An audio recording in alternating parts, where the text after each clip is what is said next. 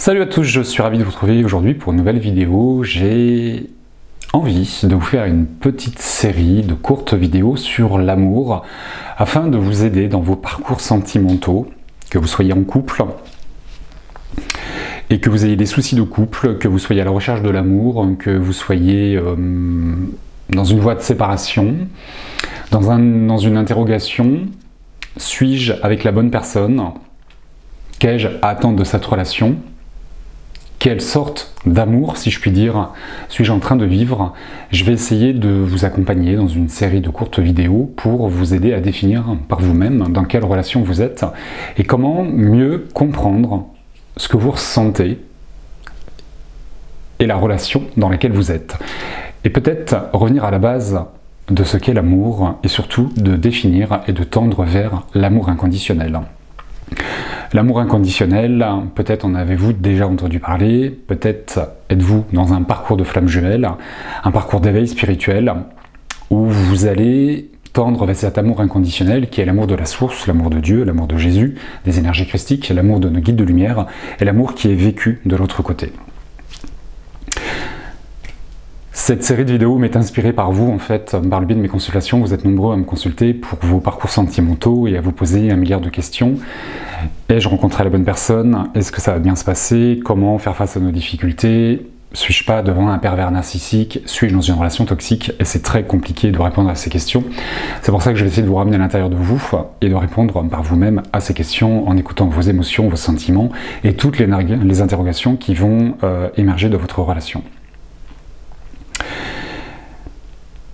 Il n'y a pas de réponse à apporter, je pense qu'il y en a plusieurs, c'est pour ça que je vais essayer de vous accompagner dans une série de vidéos que je n'ai pas encore définie, mais je vais me laisser guider par vos commentaires suite à cette première vidéo. J'aimerais déjà dans un premier temps vous ramener dans ce que c'est que l'amour et qu'aujourd'hui, en 2025, nous ne sommes pas... on ne nous apprend pas à aimer, on nous conditionne à aimer, c'est pour ça que c'est très compliqué de rentrer dans cet amour inconditionnel, car depuis tout petit, depuis des millénaires, nous sommes conditionnés à aimer.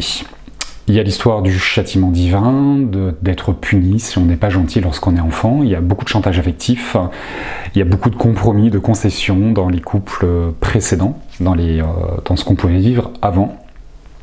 Dans l'éducation judéo-chrétienne, il y a beaucoup de choses qui nous conditionnent à faire, à ne pas faire. On nous dit quand manger, quand boire, quand dormir, ce qu'on doit faire, ce qu'on ne doit pas faire.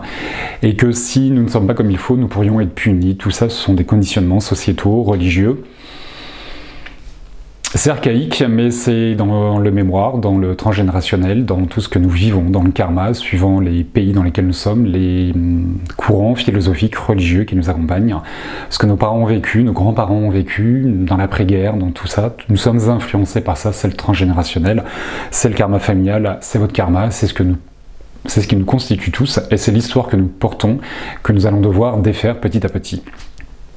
Du coup, je suis intimement persuadé que nous ne savons pas aimer, nous sommes conditionnés à aimer et que souvent nous ne cherchons pas l'amour, nous cherchons une relation d'amour qui correspond à un idéal qui a été donné par le schéma parental.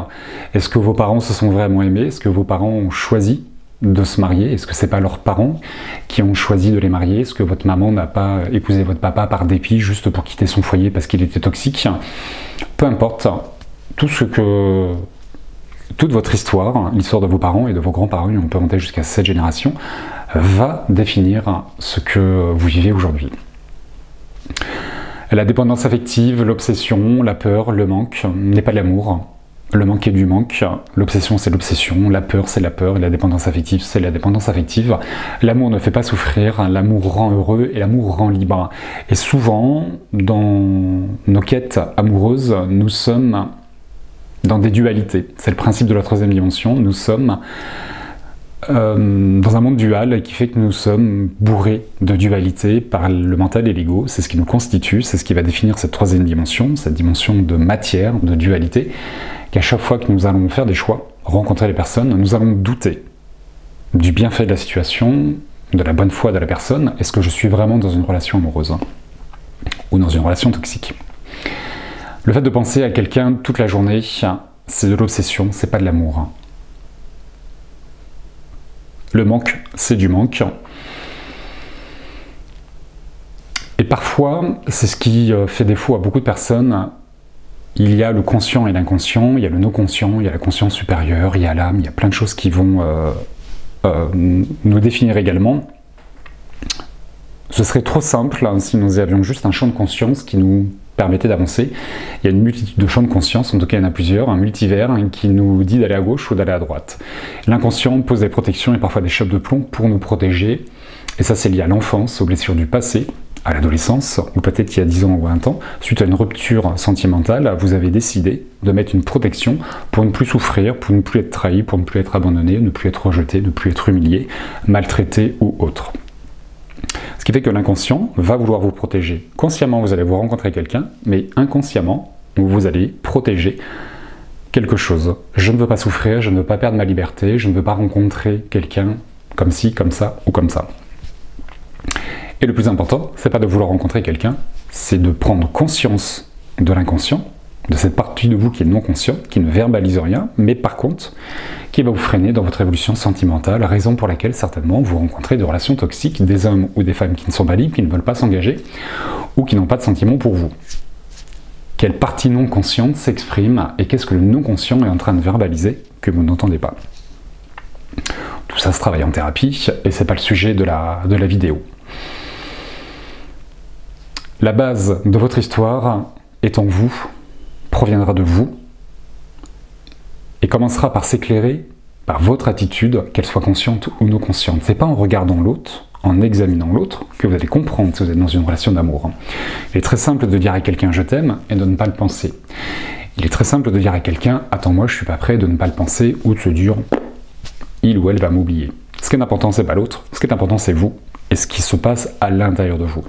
Sans jugement, avec beaucoup de bienveillance, c'est juste d'observer, d'analyser, de constater, de prendre conscience de vos attitudes, de vos peurs, et des situations que vous rencontrez. Lorsque vous rencontrez toujours la même situation, ça montre bien qu'il y a une systémique inconsciente qui est mise en place et qui va vous diriger vers autre chose que l'amour. Rappelez-vous que le non-conscient sera toujours plus dirigeant que le conscient. L'inconscient, pour bien le comprendre, pour comprendre son importance et sa force, c'est celui qui vous permet de faire une recette de cuisine en pensant à autre chose, c'est celui qui vous permet de conduire sur la route en vous évadant et en étant dans vos pensées. Au bout d'un moment, vous allez revenir en disant « Oh, heureusement que j'ai pas eu d'accident, parce que je l'ai perdu dans mes pensées ».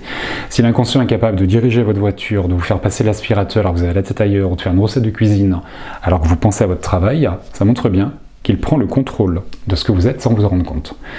Il est capable de faire beaucoup de choses d'un point de vue sentimental et personnel, tout comme une recette de cuisine ou de conduire votre voiture à votre place. Souvent, j'entends, par vous, dans vos histoires, lorsque je vous ai en consultation, que vous portez votre attention sur l'autre et sur tous ces points communs en vous disant « mais c'est merveilleux, il y a tout ça qui match et tout ça qui fonctionne ». Ok, c'est pour ça que vous entendez bien que ça fonctionne. Mais à côté, il y a plein de choses qui ne fonctionnent pas. Et c'est ça qui est intéressant d'explorer pour savoir si vous êtes dans une relation toxique ou dans une relation d'amour. C'est pas ce qui vous rapproche, c'est tout ce qui va être différent. Est-ce que vos différences vont vous opposer? Est-ce que vos différences vont faire que vous allez vous contredire? Ou est-ce que vous allez pouvoir épouser les différences de l'autre et entrer dans une relation complémentaire, une relation de complétude, une relation inconditionnelle et vous permettre d'aimer l'autre d'un amour inconditionnel et de vous laisser aimer d'un amour inconditionnel. L'amour est une énergie qui circule, l'amour est une énergie qui ne se vit que dans une relation à soi ou une relation à l'autre. Et du coup, il est important de recevoir de l'amour pour envoyer de l'amour. Quelqu'un qui ne reçoit pas d'amour sera dans l'illusion d'envoyer de l'amour.